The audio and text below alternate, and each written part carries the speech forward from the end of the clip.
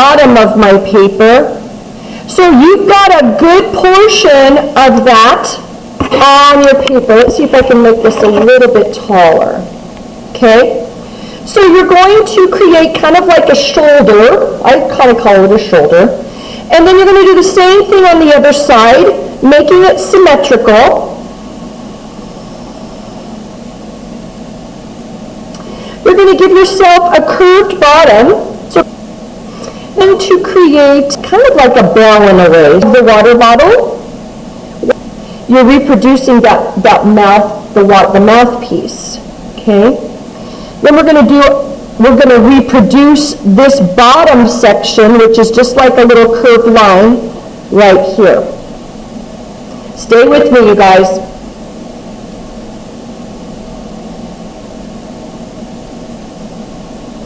We're also going to reproduce, so what we're doing is we're reproducing this curved section, but we're doing it up in this area here. We're going to do actually 2 lines like this next to the water bottle.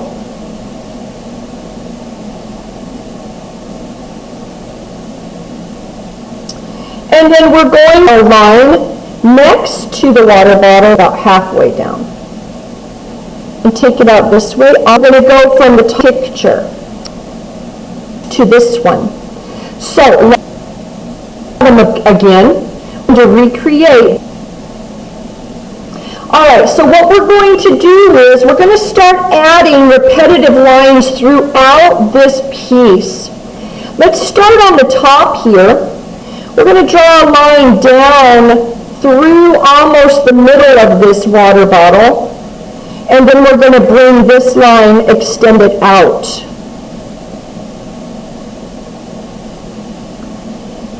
From that part, we're going to kind of create a T, but then we're going to have a curved spot right here. So again, we're looking at different parts of this object, and we're recreating certain repetitive lines and curved parts. Now, on this first type of shading, this is called cross-hatching.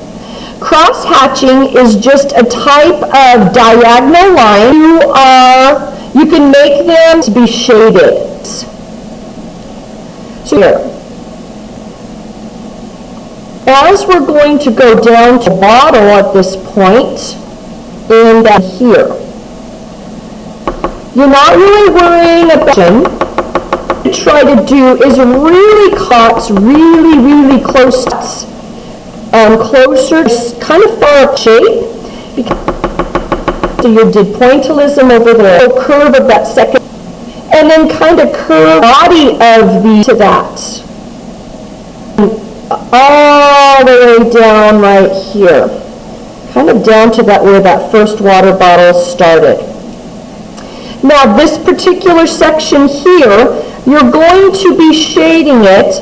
We're going to do cross-hatching, going one way though, on this whole section here. And then you're going to take your blending stick and you're going to blend these out so that they really are not, solid lines.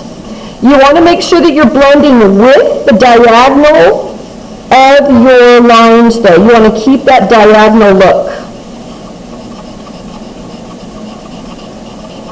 Again, you can use like a blending stick, you can use another piece of paper, you can use your finger to help blend that, but you want to again use the diagonal of that line. Obviously you're going to get some on your finger, but that's okay. So you're blending that section there.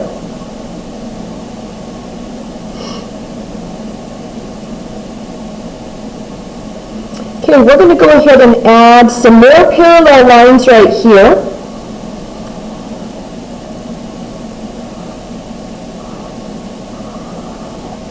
And then we're going to add a spot here. So again, we're just recreating some of the lines, and this is going to be a solid. You go ahead and color this with your charcoal. And then again, take your blending stick and blend out so that's just a nice blended solid black section without any pencil marks.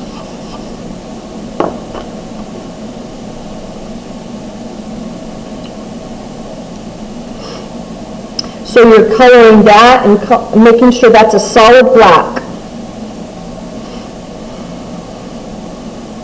Good. We're almost done with part 1. I want to go ahead and add a few different types of lines just to break up some of this, these strict water bottle edges. So I'm going to do some curved shapes like this.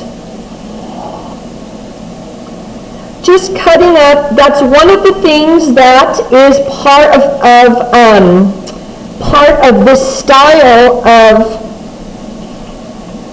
art, is really just using lines to create other sections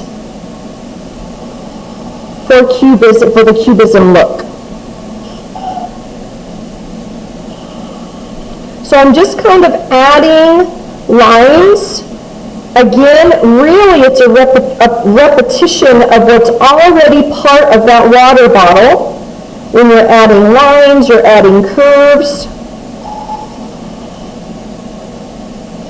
Again, when I'm looking at your piece after today, I really want to make sure that it is very, very similar, a replication of my piece.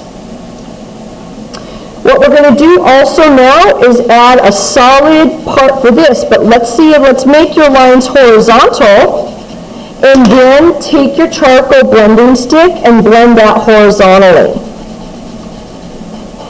Because you do see the different directionals of your blending when you go along with however you have colored that piece.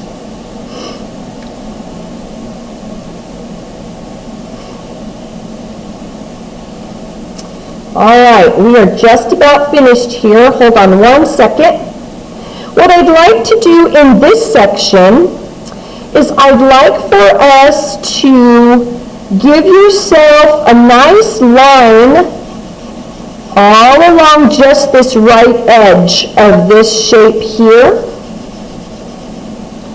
And then we're going to take our blending stick and we're going to blend out and pull out that charcoal so that it's darker on one side, but you're pulling that out to complete the shading of that particular piece.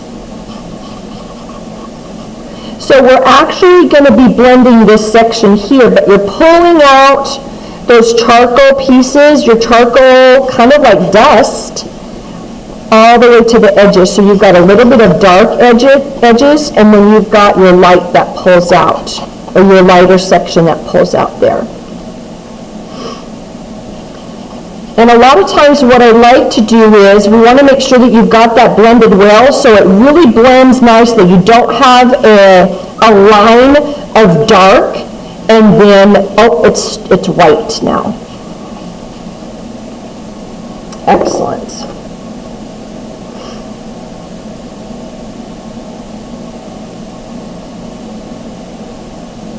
Okay, we're going to go over here to this side of the page now, do a little bit more adding some pieces and shading, and then that's going to be the end of our first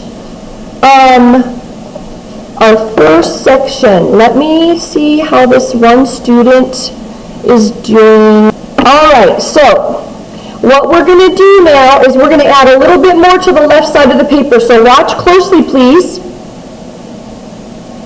We're going to go ahead and create another, just a left side of the water bottle. So you're going to go down here, take this all the way down, and then you're going to give yourself a bottom to the water bottle. That's it. So you just created the left side of the water bottle right here.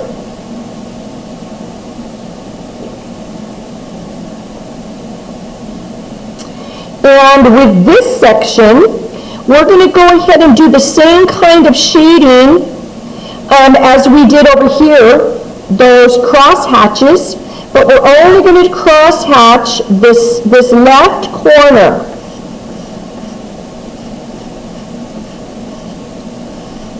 Again, the closer you have your diagonal lines, the darker it's going to be. So what I'd like you to try to do is make those lines on the right side nice and close, and then make them a little bit lighter as you go.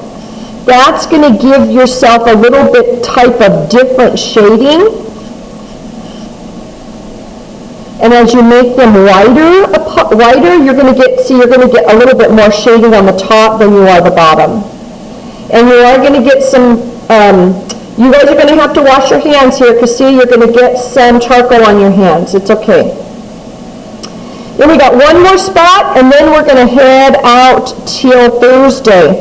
Up here in the corner, what I'd like you to do is color a little bit at the bottom. Use your charcoal to color this right here at the bottom of that section. And then you're going to take your blending stick and you're going to pull this up.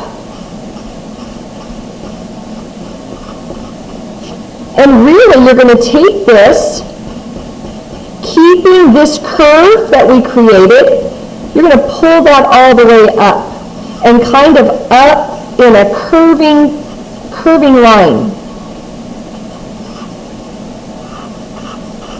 to the top of your paper.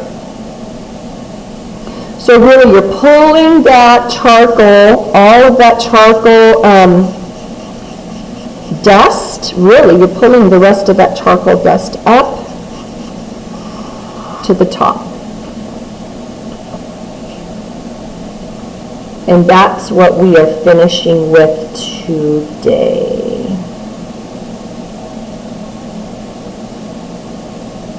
Yep. And what you guys, I'm going to do, let's see, can you see the whole paper? Or do I need to kind of turn this off and show you in my camera? Would that help? I think. Yeah, I can't fully see the bottom. Yeah, let me go ahead and turn